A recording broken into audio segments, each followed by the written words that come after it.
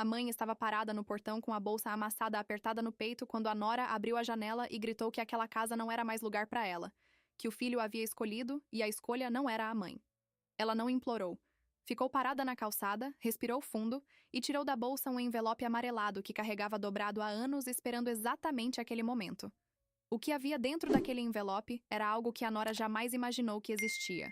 E quando ela descobriu, o chão sumiu debaixo dos seus pés de um jeito que nenhuma palavra conseguia desfazer. Era domingo de manhã, em agosto, quando Conceição Almeida Ferreira saiu do quarto que alugava na casa de Dona Teresa, na Rua das Palmeiras, às 6 horas em ponto, antes que a cidade acordasse de vez. O céu de Goiânia ainda estava daquele azul de madrugada que não é mais noite, mas ainda não é dia.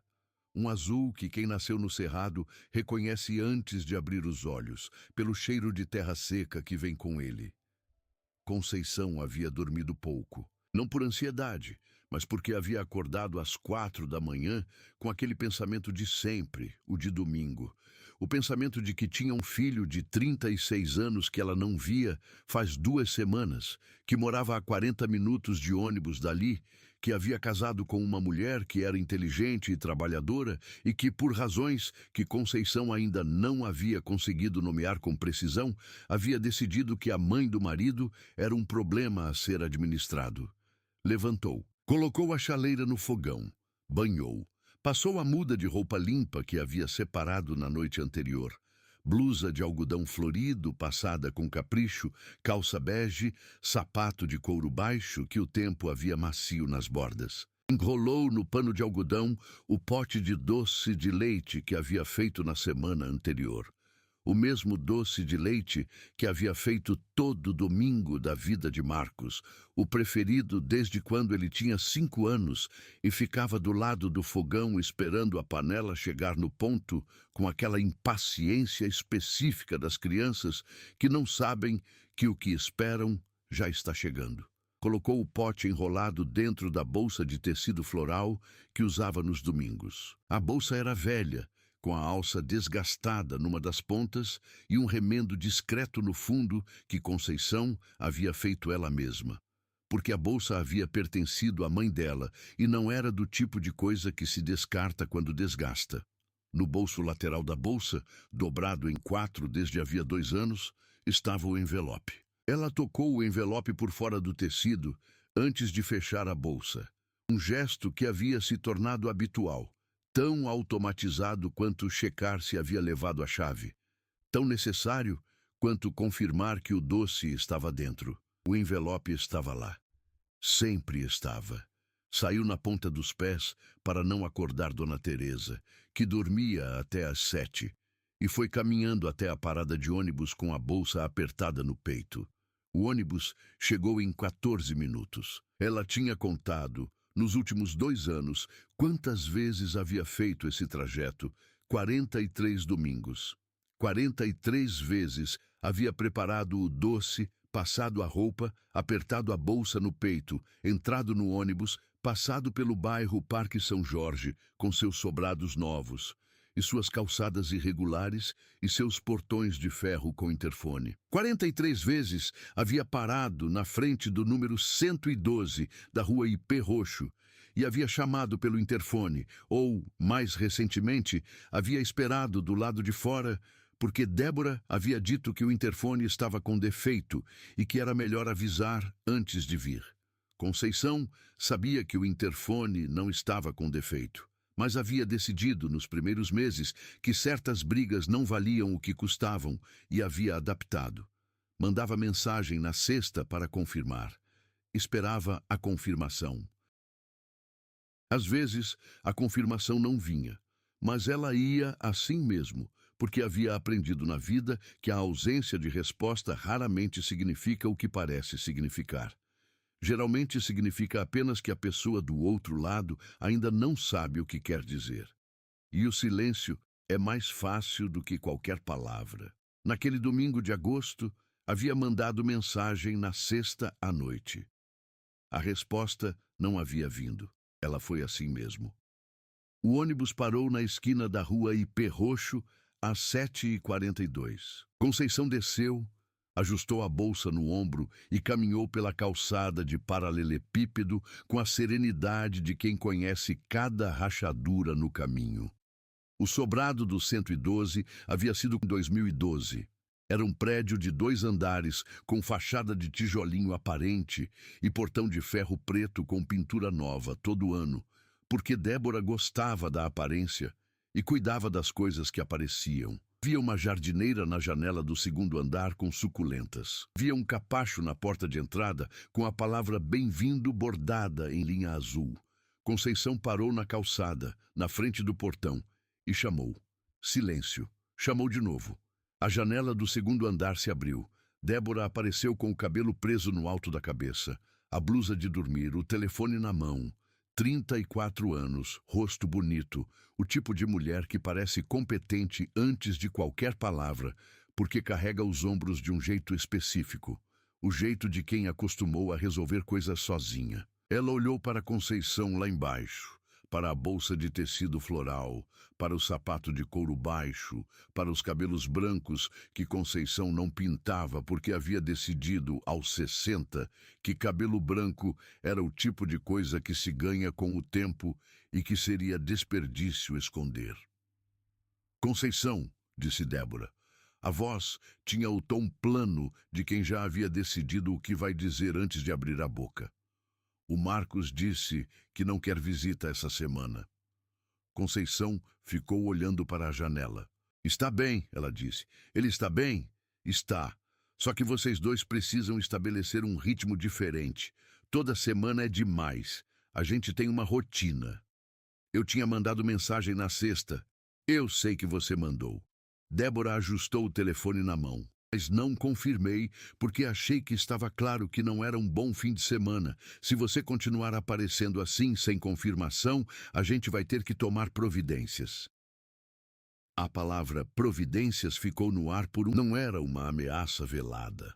Era uma ameaça direta, embrulhada em vocabulário administrativo, que é uma variedade particularmente eficaz de crueldade, porque quem a usa pode sempre dizer que não estava sendo cruel.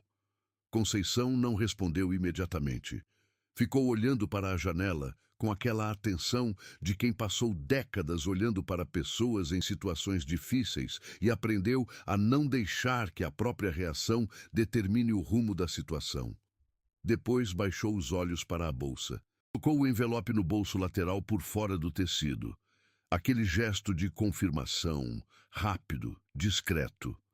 Tudo bem, Débora, ela disse, com a voz que sempre teve, baixa, sem arestas, do tipo que não pede e não exige, mas que, de algum modo que não é fácil de explicar, fica no ar depois que o corpo que a produziu já foi embora. Vou ligar antes, na semana que vem. Débora fechou a janela. Fechou antes que Conceição terminasse a frase. Um corte limpo, eficiente, sem drama, do tipo que é possível fazer quando a pessoa lá embaixo não grita e não chora, porque gritar e chorar obrigaria a alguma coisa. Conceição ficou parada na calçada por mais um segundo. Olhou para o capacho com bem-vindo bordado em azul que dava para ver pela grade do portão. Depois virou e começou a andar. A caminhada de volta à parada de ônibus eram 7 minutos. Ela os fez devagar, com a bolsa apertada ao peito, pelo mesmo caminho que havia feito 43 vezes nos domingos anteriores, mas desta vez sem o pensamento de que estava indo encontrar o filho, com o pensamento diferente, mais pesado, de que havia alguma coisa que não podia continuar do jeito que estava e que ela precisava decidir o que fazer com isso. O pote de doce de leite enrolado no pano estava dentro da bolsa. O envelope estava no bolso lateral. Na parada, havia um banco de cimento à sombra de uma paineira. Conceição foi sentar. Colocou a bolsa no colo. Ficou olhando para a rua por um momento. Para as casas ainda fechadas, para o cachorro que atravessava a calçada sem pressa, para o menino que passava de bicicleta com a mochila nas costas, apesar de ser domingo. Depois abriu a bolsa. Pegou o pote de doce de leite. Ficou segurando por um momento. Depois o colocou de volta. O ônibus chegaria em 11 minutos. Ela sabia, porque havia contado às vezes.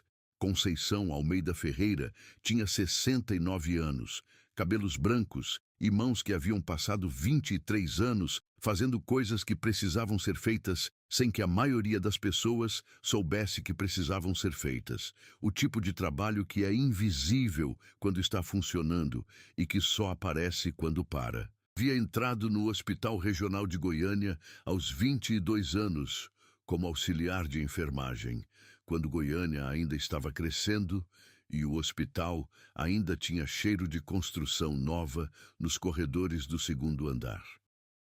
Havia aprendido tudo o que havia para aprender. Havia ensinado tudo o que havia aprendido. Havia subido os degraus que havia para subir até chegar ao lugar de técnica-chefe, que era o lugar onde se decide quem faz o quê numa UTI às 3 da manhã, quando 3 coisas estão erradas ao mesmo tempo e só uma pode ser resolvida primeiro. Era boa no que fazia. Não da forma que as pessoas descrevem quando querem dizer que alguém é competente.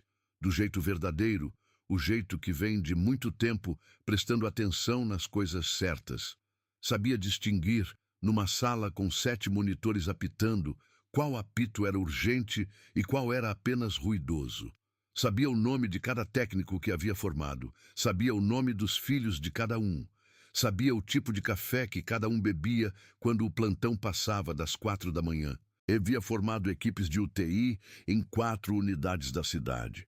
Havia estado presente em noites que as famílias dos pacientes nunca saberiam que foram difíceis, porque ela e os seus técnicos haviam resolvido antes do amanhecer de um jeito que parecesse rotina. Marcos havia nascido quando ela tinha 33 anos, de um casamento que durou 4 anos, e terminou sem violência, mas com o tipo de distância que às vezes cresce entre as pessoas sem que nenhuma das duas tenha planejado.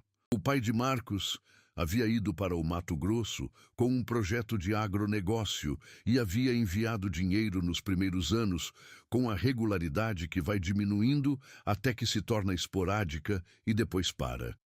Conceição não havia feito drama com isso. Havia calculado o orçamento, havia reorganizado, havia seguido. Marcos cresceu num apartamento de 2 quartos, no setor Bueno, um bairro bom, uma escola boa, as condições que ela havia decidido que ele precisava ter, mesmo que tivesse que trabalhar dobrado para pagar. Era um menino inteligente e afetivo e que cresceu com a sensação de que a mãe resolvia as coisas. O que é uma sensação boa de crescer, mas que às vezes, se não for convertida em gratidão, pode se tornar aquela outra coisa. A certeza de que as coisas simplesmente acontecem porque sempre aconteceram. Quando Marcos tinha 23 anos, adoeceu. Não um adoecimento de uma semana. Um adoecimento de 6 meses de internação, com 2 cirurgias, com meses de UTI num hospital diferente do dela, porque ela havia pedido transferência para não confundir o papel de mãe com o papel de técnica, com aquela paisagem específica e interminável dos corredores de hospital que a pessoa conhece de fora e que, quando está do lado de dentro, descobre que é uma outra coisa completamente. Conceição pediu afastamento. Não porque não pudesse trabalhar.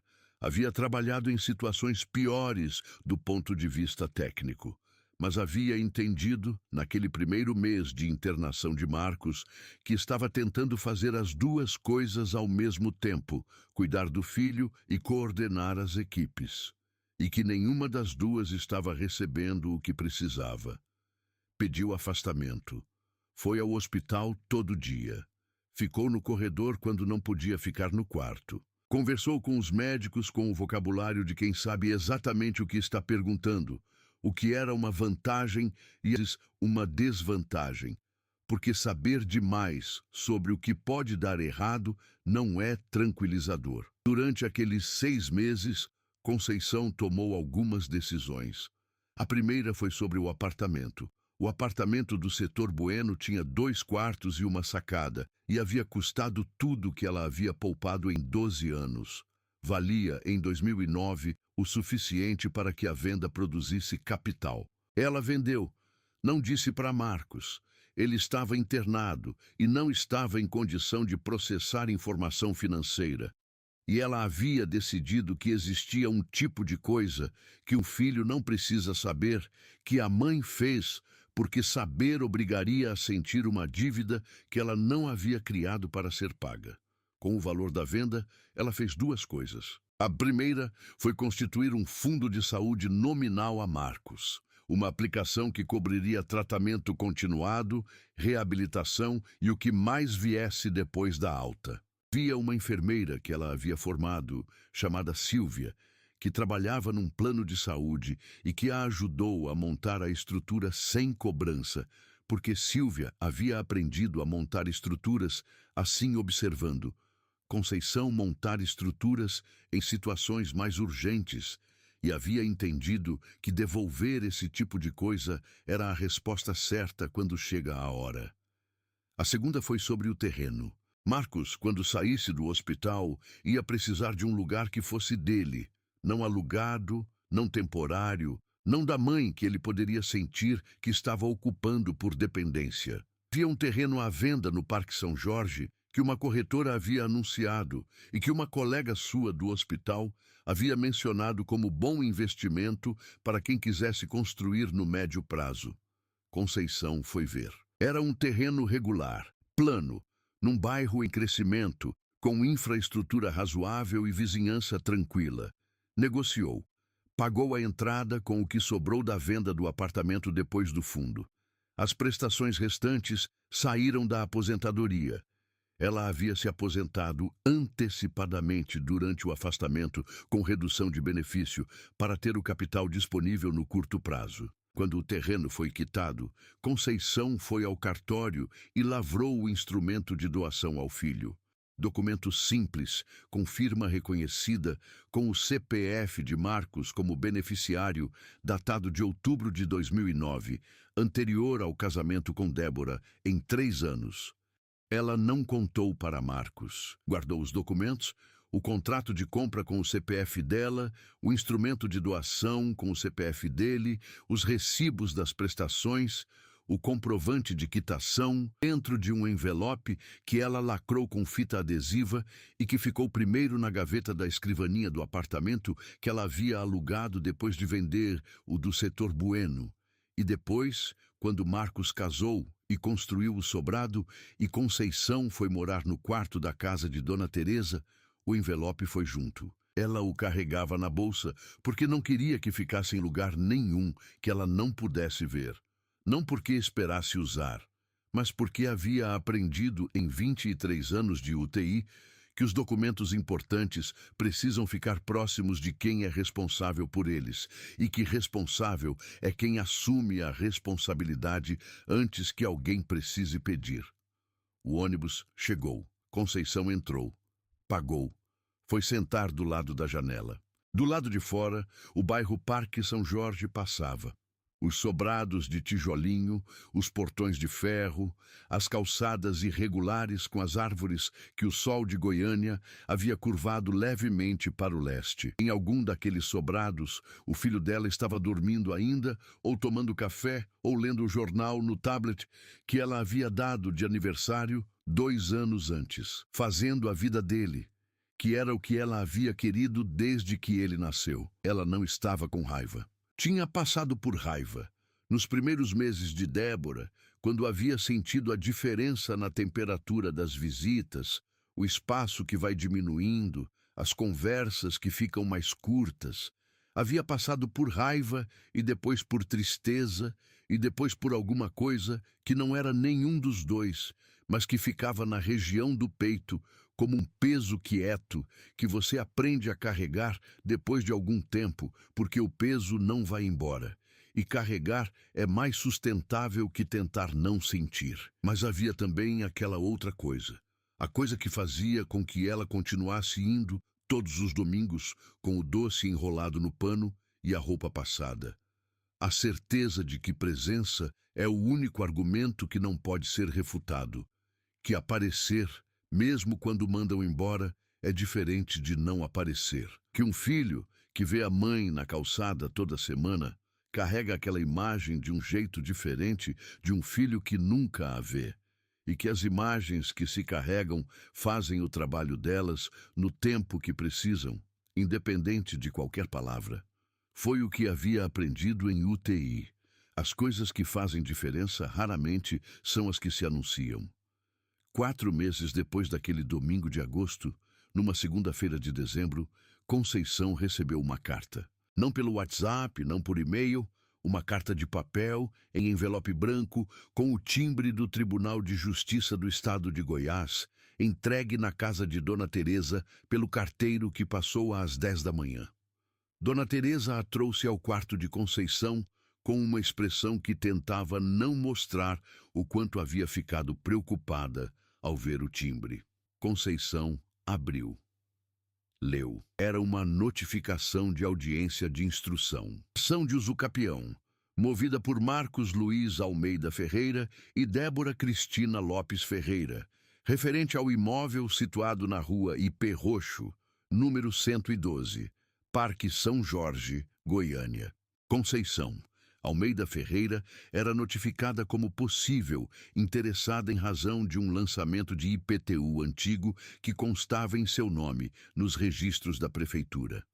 Um equívoco administrativo que nunca havia sido corrigido, porque Conceição havia achado que o documento de doação ao filho, quando registrado, corrigiria automaticamente. O documento de doação nunca havia sido registrado em cartório.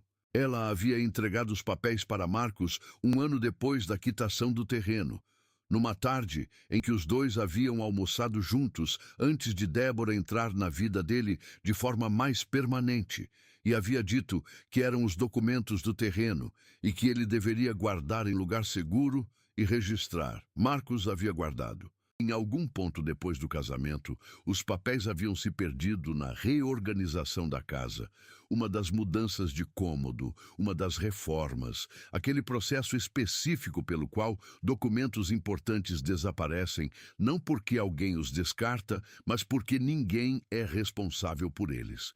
E coisas sem responsável encontram seu jeito de sumir. Conceição dobrou a notificação. Colocou de volta no envelope do tribunal. Ficou sentada na beira da cama do quarto alugado por um momento, com as mãos no colo. Dona Teresa bateu na porta de leve. "Está bem?" "Estou", disse Conceição. "Pode entrar." Dona Teresa entrou e ficou parada na porta com a expressão de quem quer ajudar, mas sabe que algumas coisas não têm ajuda disponível além de presença. Conceição olhou para a bolsa de tecido floral pendurada no gancho atrás da porta. Olhou para o bolso lateral. "Tem uma audiência semana que vem", ela disse. "Eu preciso ir. Pode ir de ônibus?" "Posso." "Quer companhia?" Conceição pensou por "Não precisa", ela disse. "Mas obrigada." Dona Teresa assentiu. Saiu sem fechar a porta completamente. O tipo de gesto de quem deixa claro que não está indo embora, apenas dando espaço. Conceição foi até a bolsa. Tirou o envelope amarelado do bolso lateral. Abriu. Não o exterior, mas a aba interna, onde os documentos estavam dobrados em 4 desde 2009. Retirou com cuidado o contrato de compra do terreno. Papel timbrado da corretora. Data de março de 2009. CPF de Conceição Almeida Ferreira, no campo de compradora. Valor. Condições de pagamento. Assinatura reconhecida em cartório com carimbo do primeiro ofício de notas de Goiânia. O instrumento de doação ao filho. Uma folha simples com linguagem jurídica direta, data de outubro de 2009. CPF de Marcos como beneficiário. Assinatura de Conceição com firma reconhecida. Rubrica do tabelião. Os recibos das 24 prestações mensais. O comprovante de quitação. Ela organizou os documentos na sequência correta, colocou de volta no envelope, fechou a aba com cuidado. Depois foi à escrivaninha do quarto, abriu a gaveta do fundo e tirou uma fotografia. Era pequena, desbotada, de 2009. Mostrava Marcos aos 23 anos, não internado, mas no período de reabilitação, de camiseta clara, com a palidez e a magreza específicas de quem está saindo de uma doença longa, com o sorriso que tinha antes de tudo aquilo. que era um sorriso largo de quem ainda não sabe que vai ter que aprender coisas difíceis. Conceição ficou olhando para a fotografia. Depois, a colocou dentro da bolsa, ao lado do envelope. Na semana seguinte, numa terça-feira de dezembro, Conceição saiu do quarto de Dona Teresa às 7 da manhã de ônibus, com a bolsa no colo e a roupa passada. O fórum ficava no centro de Goiânia, a 40 minutos de ônibus e 20 minutos de caminhada. Ela havia verificado o endereço na noite anterior e havia calculado o tempo com a precisão de quem passou 23 anos, calculando tempos em situações onde errar 15 minutos podia mudar o resultado de uma noite inteira. O fórum era um prédio de anos 70, com corredor comprido e cadeiras plásticas encostadas nas paredes. Havia um ar-condicionado no teto que fazia barulho, mas não fazia muito frio, e havia o cheiro específico de todos os lugares onde as pessoas esperam por decisões que afetam suas vidas: papel, café velho e aquela qualidade particular do ar que é produzida pela mistura de ansiedade de muita gente no mesmo espaço durante anos. Conceição chegou 50 minutos antes da hora. Foi sentar nas cadeiras do corredor com a bolsa no colo. Ficou esperando. Havia outras pessoas esperando. Um casal de meia-idade com uma pasta de papéis, um homem jovem com um celular, uma mulher mais velha com um caderno onde fazia anotações. Ninguém falou com ninguém. As esperas nos corredores de fórum têm esse efeito.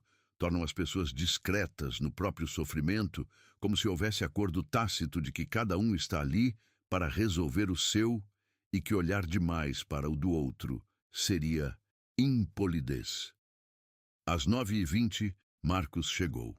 Entrou pelo corredor com Débora ao lado e um homem de terno que Conceição reconheceu como advogado pela pasta e pelo passo específico de quem chegou para uma formalidade. Marcos estava de calça social e camisa, o tipo de roupa que ele usava quando precisava parecer formal, que não era frequente porque ele preferia tecidos mais leves. Débora estava de blazer e a expressão de quem organizou aquilo e sabe o que espera do resultado. Marcos viu a mãe. Parou. Ficou parado por um segundo, que foi longo o suficiente para que Débora percebesse a razão e virasse o rosto na mesma direção. Conceição não se levantou. Ficou sentada com a bolsa no colo, olhando para o filho com aquela atenção de sempre, sem acusação, sem urgência, apenas olhando. Marcos disse alguma coisa em voz baixa para Débora. Débora respondeu também em voz baixa. O advogado, que havia se apresentado como Henrique Leal, numa reunião que Conceição não havia estado presente, mas cujo nome havia lido na notificação, virou para os dois e disse alguma coisa que fez Marcos assentir com o rosto fechado. Os três foram para as cadeiras do outro lado do corredor. Conceição continuou esperando. A audiência foi chamada às 10h05. A sala era pequena, uma mesa comprida, um juiz, a escrevente, cadeiras para as partes e para as testemunhas. Havia 4 testemunhas convocadas, 2 pela parte autora, que eram vizinhos do imóvel, e 2 documentais, que eram funcionários de cartório convocados por protocolo para confirmar a autenticidade de registros. Uma das testemunhas documentais era Fátima Correia, 71 anos, cabelos grisalhos presos na nuca, uniforme bege do cartório com o nome bordado no bolso.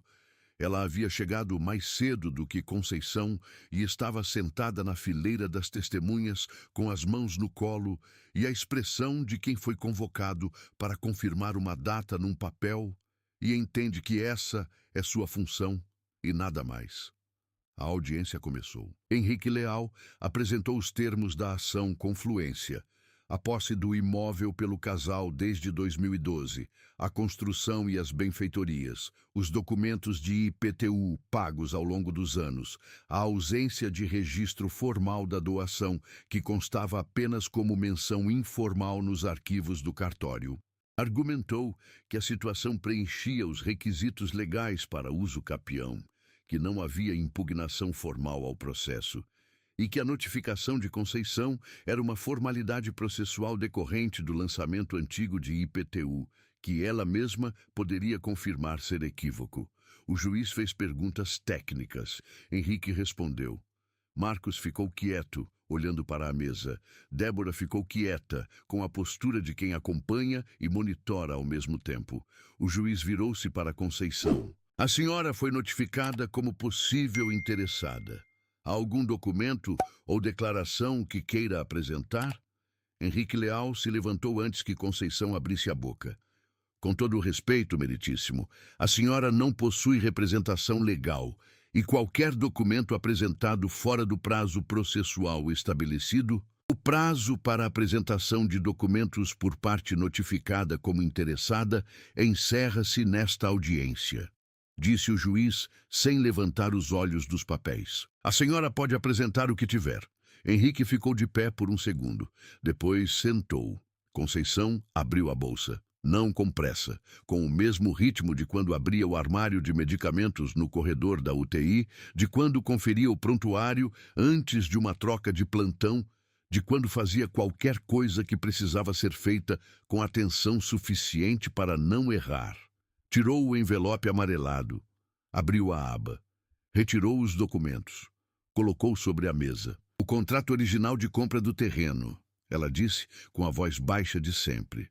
Com o meu CPF como compradora, datado de março de 2009, com firma reconhecida em cartório.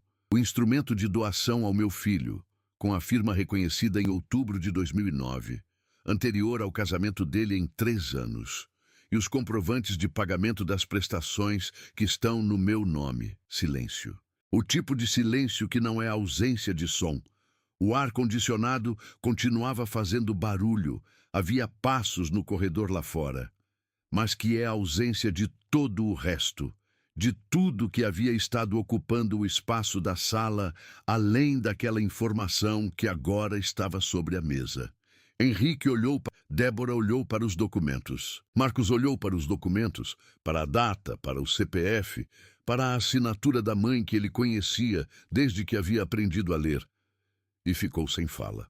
A escrevente parou de digitar. O juiz estendeu a mão para os documentos e começou a verificar. Foi quando Dona Fátima Correia se levantou.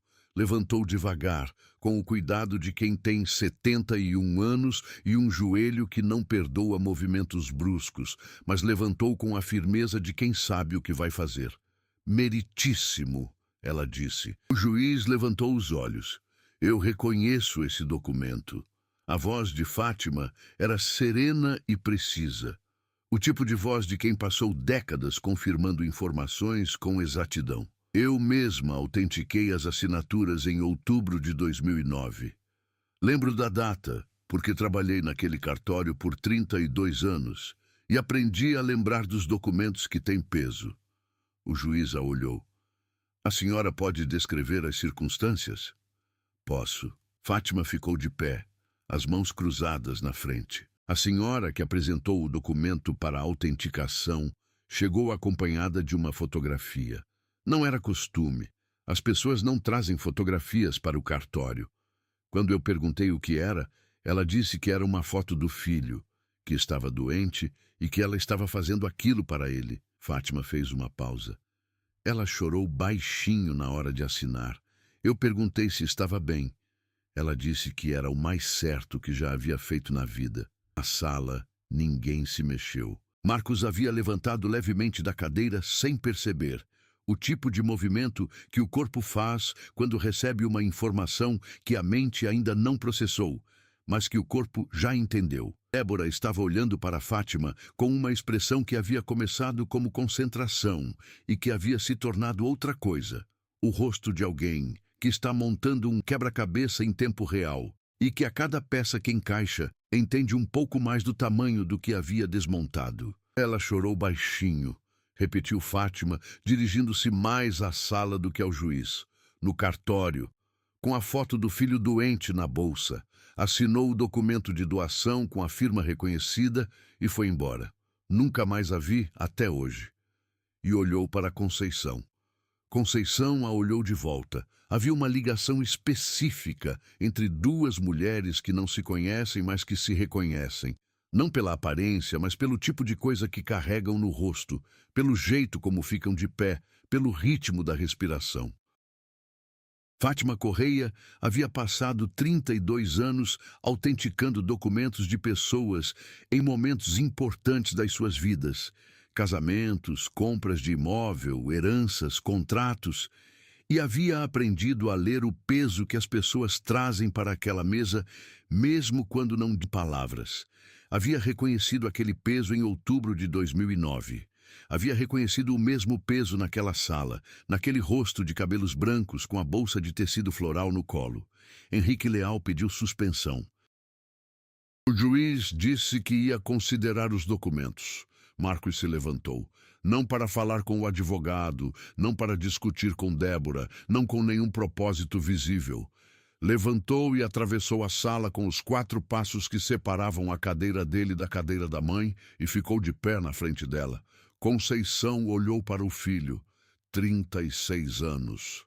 O mesmo queixo, o mesmo ângulo dos olhos que haviam sido os olhos dela antes de se tornarem os olhos dele. O rosto de alguém que acabou de entender uma coisa enorme e que ainda não sabe o que fazer com o tamanho dela.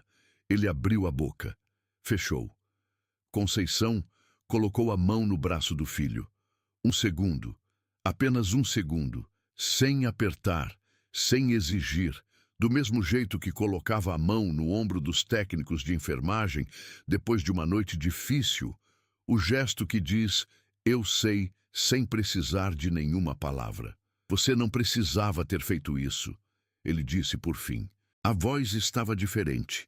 Não a voz que ele usava com ela nos últimos 2 anos, a voz das conversas breves e dos assuntos seguros, mas a outra, a mais antiga, a que havia aprendido a falar com ela antes de aprender a se proteger de tudo que essa voz implicava. Precisava, ela disse. Mãe, precisava, Marcos. Ela falou com suavidade, sem drama, com a firmeza quieta que era a maneira como havia falado a vida toda com as coisas que importavam. Não porque era obrigação, porque era o que havia para fazer. Você estava doente e eu era a mãe. Não precisava de mais razão do que essa. Marcos ficou olhando para ela. Via alguma coisa no rosto dele que ela reconhecia. Havia visto em rostos de pacientes. Havia visto em rostos de famílias no corredor do hospital. Havia visto em espelho, algumas vezes nas manhãs mais difíceis. Era o rosto de quem está entendendo que foi cuidado de um jeito que não percebeu, que aconteceu em silêncio enquanto ele estava olhando para outro lado, que não tinha etiqueta de preço nem nota fiscal, mas que havia custado tudo. Débora havia ficado na cadeira. Estava olhando para o marido de pé na frente da sogra, para a mão de Conceição no braço dele, para os documentos sobre a mesa do juiz, para a escrevente que havia parado de digitar outra vez, olhando para todas essas coisas ao mesmo tempo, com a expressão de quem está tentando ver o conjunto e que cada vez que vê o conjunto entende que havia uma história acontecendo que ela nunca havia parado para perguntar. Henrique Leal se levantou, disse ao casal em voz baixa que precisariam reavaliar a situação, pegou a pasta e foi embora sozinho, com os passos rápidos de quem precisa de tempo para pensar longe dos olhos de quem o está olhando. O juiz levantou a audiência para análise documental. A sala foi esvaziando. Conceição dobrou o envelope, mais leve agora com os documentos fora. Colocou dentro da bolsa e ficou parada esperando que a sala terminasse de esvaziar. Uma funcionária do fórum passou pelo corredor, entrou pela porta, olhou para Conceição, sentada na cadeira com a bolsa no colo, e foi buscar um copo d'água sem que ninguém pedisse. Colocou o copo na mesa perto de Conceição. Água, dona. Obrigada, disse Conceição. A funcionária foi embora sem dizer mais nada, mas foi devagar, com o passo de quem não está com pressa de sair, e ficou 1 segundo mais no vão da porta antes de virar o corredor. O tipo de gesto que as pessoas fazem quando querem que outra pessoa saiba que não está sozinha, sem saber como dizer isso com palavras. Fátima Correia foi a última a sair. parou perto de Conceição, encostou na parede ao lado e ficou quieta por um momento. A fotografia, disse Fátima. O senhor estava bonito apesar de estar doente. Conceição olhou para ela. Ele sempre foi bonito, ela disse. Mesmo doente, herdou do pai. Fátima quase sorriu. Eu fiz bem, disse Conceição. A senhora fez muito bem. Fátima assentiu. Coisas assim não devem ser esquecidas, ela disse simplesmente. E saiu. Do lado de fora do fórum, no estacionamento com as árvores de ipê, que tinham florescido amarelo por causa da época do ano, Débora estava com o telefone na mão e a expressão de quem foi pegar sinal para ligar para alguém e que ficou parada antes de discar porque ainda não sabe o que vai dizer. Ela ligou para a mãe. A mãe atendeu no segundo toque, como sempre. Débora ficou em silêncio por um segundo. Depois disse: Mãe, eu fiz uma coisa muito errada. A mãe ficou em silêncio do outro lado por um momento também. Me conta, ela disse. E Débora contou.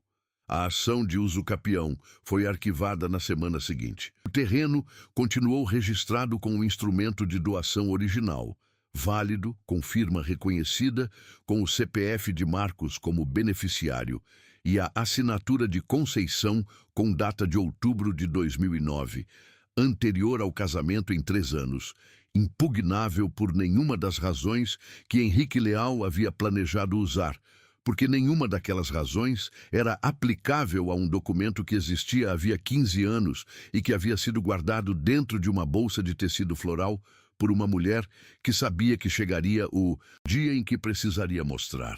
Débora ficou na casa dos pais por 2 semanas, não porque Marcos havia pedido que saísse. Ele não havia pedido. Ela havia ido porque precisava de espaço para entender o que havia feito.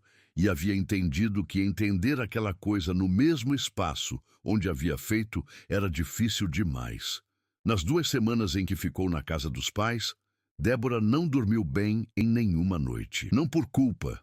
A culpa ela havia identificado rápido nos primeiros dias e havia nomeado e guardado no lugar certo onde as culpas ficam. O que impedia o sono era outra coisa. A percepção de que havia construído, ao longo de 4 anos de casamento, uma versão da sogra que era inteiramente feita de conjecturas. Havia decidido, sem nunca verificar, que Conceição era a versão mais simples do que um genro ou uma nora pode imaginar.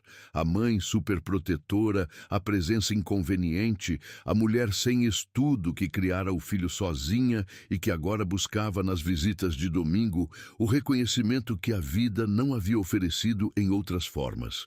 Não havia verificado, porque verificar seria complicado. E havia aprendido, nos últimos 15 dias, que complicado é apenas o nome que a gente dá às coisas quando não está disposto a fazer o que elas exigem. Conceição havia sido técnica-chefe de enfermagem por 23 anos. Havia vendido o apartamento para financiar a saúde do filho. Havia pago o terreno em que a casa de Débora estava construída em 24 prestações com a própria aposentadoria. Havia guardado os documentos por 15 anos, sem dizer a ninguém, porque havia entendido que contar obrigaria o filho a sentir uma dívida que ela não havia criado para ser paga. E havia ido ao fórum de ônibus, sozinha, com a bolsa de tecido floral, e havia colocado os documentos sobre a mesa com a calma de quem não está se vingando nem se provando, apenas fazendo o que havia para ser feito. No 12º dia na casa dos pais, Débora pediu para falar com Marcos. Ele foi até lá. Ficaram sentados na cozinha da casa dos pais dela, que era uma cozinha grande com cheiro de comida boa e aquela luz específica das cozinhas de família que nunca muda independente do ano. Débora contou o que havia entendido. Marcos ouviu. Quando ela terminou, ele ficou em silêncio por um... Eu sabia que ela havia vendido o apartamento, disse Marcos. Ela me contou na época, mas eu não sabia que havia sido para o terreno. Ela disse que era para o tratamento. Era para o tratamento e para o terreno. E ela nunca contou. Não. Marcos ficou olhando para a mesa. Por quê? Ele perguntou. Não para Débora, para si mesmo, mas em voz alta. Débora respondeu assim mesmo. Porque ela não queria que você sentisse que devia, disse Débora. E porque, provavelmente, ela sabia que se você soubesse, alguma parte de você ficaria com aquilo pesando de um jeito que atrapalharia você de viver. Marcos ficou em silêncio. Como você sabe isso? Ele perguntou. Porque é exatamente o que eu teria feito pelo filho que um dia vou ter, ela disse. E quando disse aquilo, e ouviu o que havia dito, a voz ficou um pouco diferente, com aquela rachadura pequena que aparece quando uma pessoa entende que disse uma verdade que não sabia que tinha. Marcos foi buscar a mãe 2 dias depois. Chegou no quarto alugado da casa de Dona Teresa sem avisar. Não porque havia decidido que era melhor não avisar, mas porque havia começado a escrever a mensagem 3 vezes e havia apagado as 3 porque percebeu que estava tentando preparar o que diria quando chegasse, e que preparar o que dizer para a própria mãe era o tipo de coisa que um filho faz quando passou muito tempo tratando a mãe como problema a gerenciar em vez de pessoa a encontrar. Dona Teresa atendeu a porta. Reconheceu o rosto. Conceição havia mostrado foto uma vez. Chamou Conceição sem comentário. Conceição desceu as escadas do quarto.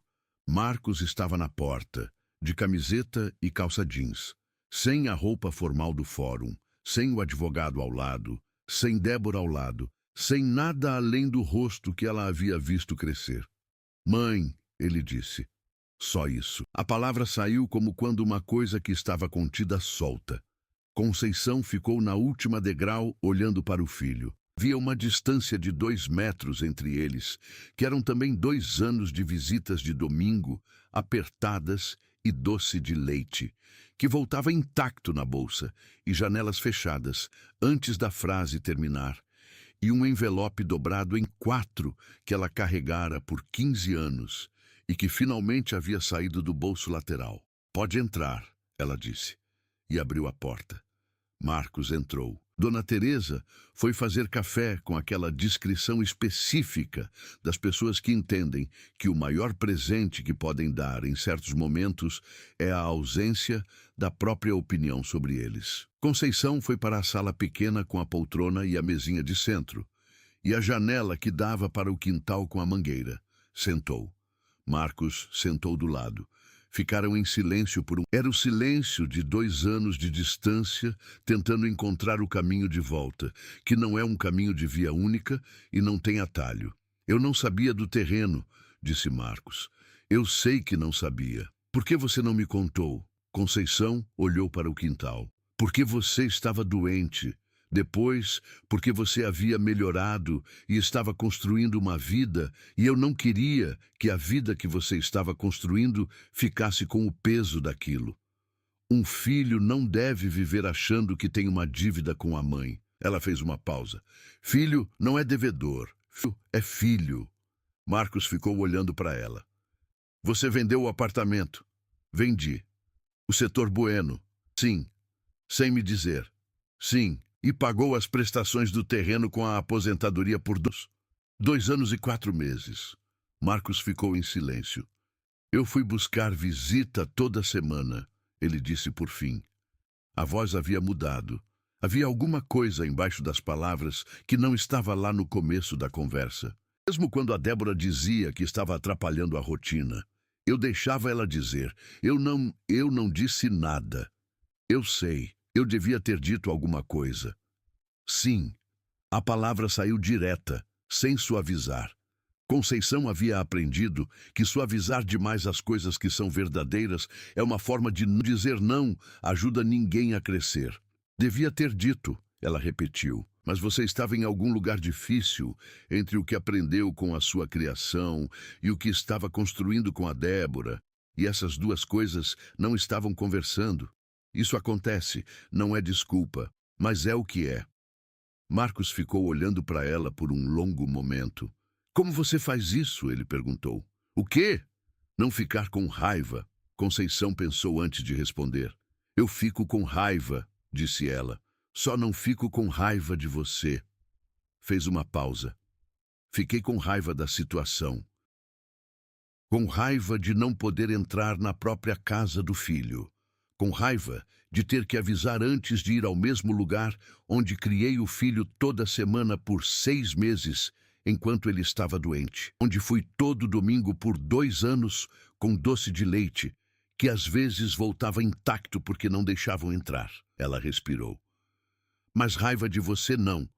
Você é meu filho. Não consigo manter raiva de você do mesmo jeito que não consigo parar de fazer doce de leite no sábado, mesmo sem saber se vai ter domingo que receba. Marcos baixou a cabeça. Ficou assim por Quando levantou, havia aquela expressão que Conceição havia visto uma vez antes, quando ele tinha 10 anos e havia quebrado o vaso da avó tentando apanhar uma bola e havia ficado na frente dos cacos no chão com o rosto de quem entende que não pode consertar o que quebrou, mas que vai tentar assim mesmo. A mesma expressão, o mesmo rosto, 18 anos mais velho. Quero que você venha morar com a gente, ele disse. Conceição o olhou. No sobrado, no quarto de hóspedes. Ou a gente reforma, faz um espaço melhor. Ele parou. Eu precisava ter feito isso antes, muito antes, e não fiz. E não posso desfazer o que foi dito e o que não foi dito nesse tempo. Mas posso fazer diferente a partir de agora. E Débora? Perguntou Conceição. A Débora pediu para me dizer. Ele fez uma pausa. Ela disse que vai ser difícil e que vai fazer de qualquer jeito porque entendeu alguma coisa que devia ter entendido antes e que quando você entende alguma coisa assim, não dá para fingir que não entendeu. Conceição ficou olhando para o filho. Pensou em 12 anos de apartamento do setor Bueno. Pensou em 6 meses de corredor de hospital. Pensou em 24 prestações de terreno pagas com aposentadoria reduzida. Pensou em 43 domingos de ônibus com doce de leite enrolado no pano. Pensou no envelope. O envelope estava na bolsa, pendurada no gancho atrás da porta do quarto.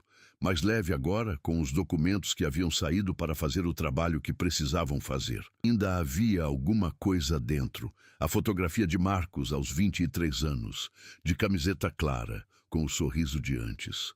Vou pensar, disse Conceição. Marcos assentiu.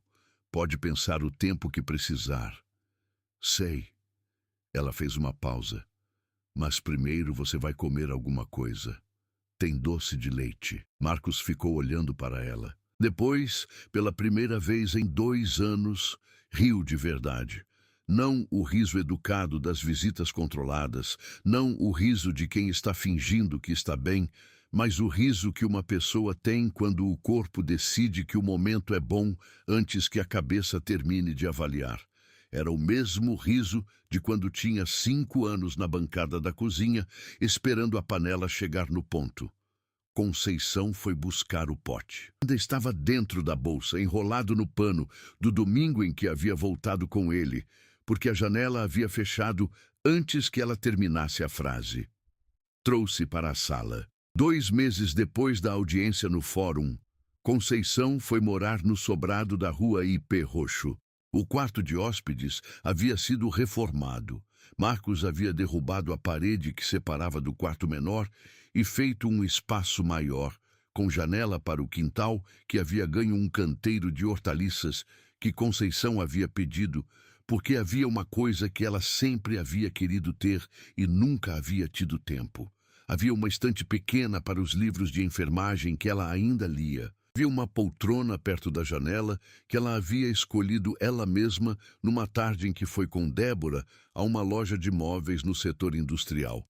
A primeira tarde em que as duas haviam saído juntas, sem Marcos, e que havia sido estranha nos primeiros 40 minutos, e depois havia ficado mais fácil.